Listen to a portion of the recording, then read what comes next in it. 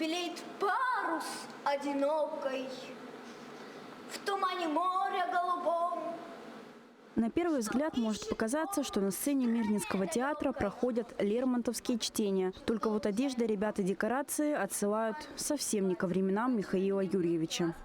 Да где остался Антонин? Да мы как с бабами в поле убираться закончили, так с тетей Марусей в заполье пошли.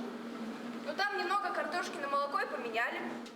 Днем 13-летняя Катя познает науки в школьных кабинетах, а вечером сидит в девчачьем бараке. Она играет Антониду, одну из старших девчонок-партизанок. Катя и ее героиня – ровесницы, но между ними целая эпоха и разные обстоятельства, которые нужно прочувствовать, чтобы передать на сцене образ из прошлого. Моя героиня, она скорее как старшая сестра, всем поможет, как-нибудь подбодрит. Она родилась в деревне, у нее мама работала в леспромхозе поваром. Я испугалась! Я испугалась! Я испугалась! Я испугалась!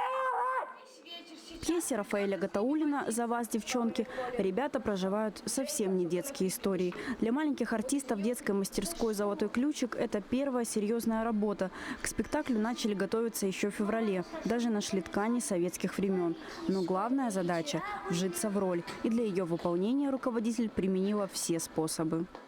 Показывала фотографии, какие-то реальные рассказы детей искала. То есть вот и потихонечку так мы как-то углублялись. Но в какой-то момент вдруг резко что-то с ними произошло.